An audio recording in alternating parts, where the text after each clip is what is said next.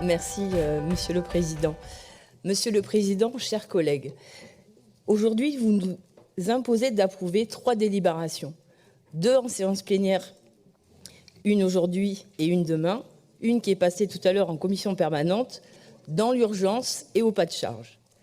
À ce sujet, nous souhaitons dénoncer encore une fois le manque de considération envers les élus que nous sommes et de surcroît, le mépris du cadre législatif et du règlement intérieur du Conseil régional.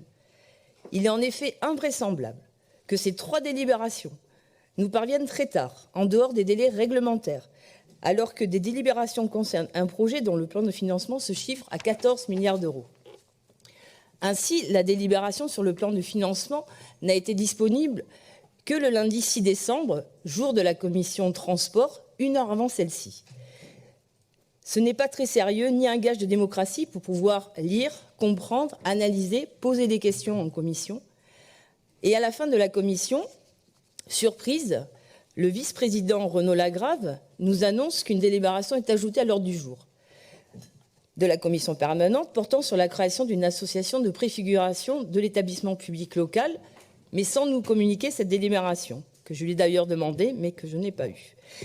Et jeudi 9 décembre, en commission finances, surprise encore, il est annoncé qu'est ajoutée à l'ordre du jour de la plénière la délibération numéro 40 qui sera examinée demain, portant sur l'adhésion de la région à l'agence France Locale, une banque des collectivités, afin d'obtenir une garantie d'emprunt pour la GPSO et sans fournir encore une fois la délibération.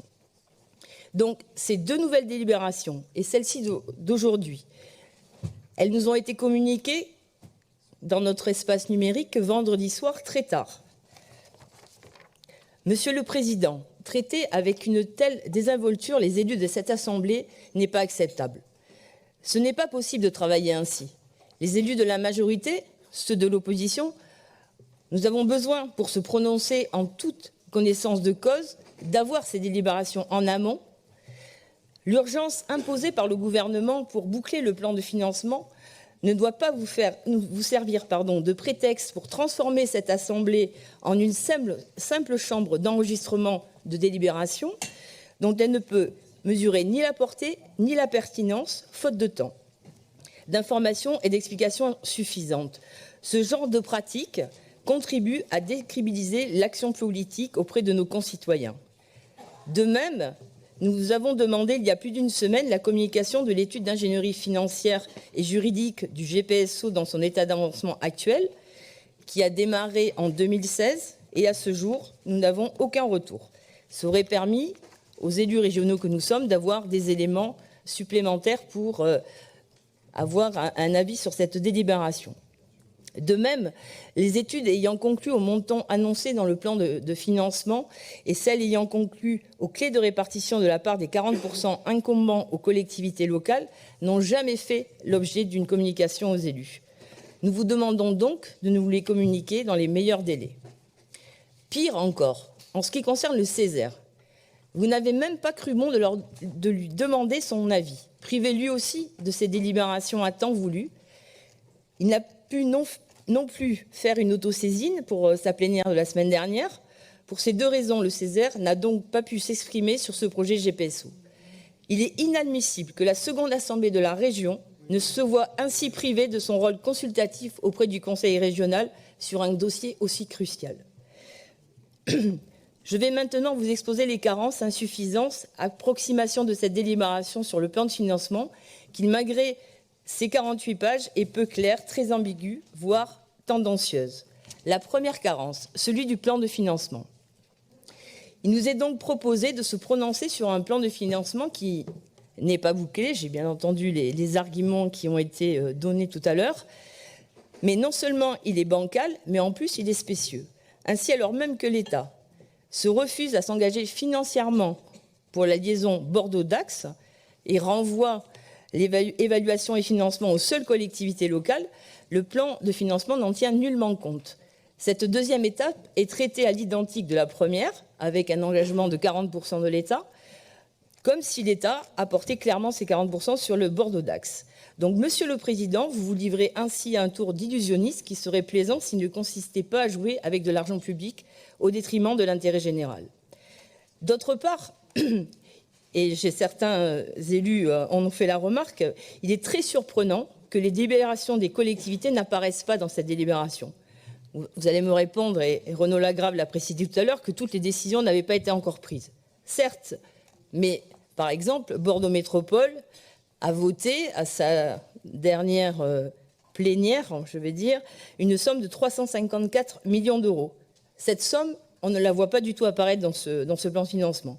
Par contre, il est bien mentionné que la région se substitue à la part des 170 millions d'euros que le département de la Gironde a également voté et qui sera déduite de la contribution de la région pour les TER.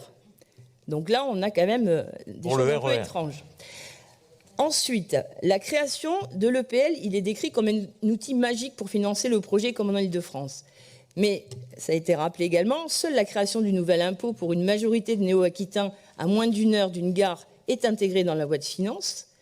Vous mettez en évidence que le montant de cet impôt est faible. Alors, dans la délibération, on a 3 euros. Tout à l'heure, vous avez annoncé 5 euros. Alors, je ne sais pas si les ménages, ça sera 3 euros, 5 euros. Vous créez ainsi une rupture d'égalité devant l'impôt très dommageable pour des personnes qui ne profiteront pas forcément de cette infrastructure, mais qui, dans certains cas, en subiront simplement les nuisances. C'est un comble. Dans les annexes, il est vanté de pouvoir faire bénéficier aux communes des augmentations de la taxe de vente des logements par la hausse des prix qui va arriver sur l'immobilier. Alors qu'à ce jour, on a des milliers de personnes qui ont du mal à se loger, c'est quand même très choquant. La flambée de l'immobilier dans les métropoles desservies par les LGV, comme Bordeaux, pousse en effet les gens modestes à s'en éloigner et ainsi contribuer à l'étalement urbain et à la congestion automobile que vous prétendez combattre avec le GPSO. Cherchez l'erreur. Quant à la taxe sur les bureaux, elle n'est toujours pas actée, alors que sa part est très élevée dans le plan de financement. On a une fourchette entre 1 et 5 euros du mètre carré. Ça va risquer de bien crisper les entreprises et ne jamais voir le jour à l'approche des échéances présidentielles. Et le financement de l'Europe, à hauteur de 20%, à ce jour, il n'est absolument pas acquis, contrairement à vos affirmations péremptoires et récurrentes. Ensuite, si je vous donne un petit chiffre, à la page 10, on nous indique que ça fait environ 411 km de construction de nouvelles voies avec les AFSB et les AFNT, donc 14 milliards, ce qui revient à peu près à 29,3 millions d'euros par kilomètre. Et ça, je vous parle en ce qu'on appelle des euros courants 2020. Si on compare aux chiffres de 2015, ça représente plus de 35% par rapport au chiffrage de 2015.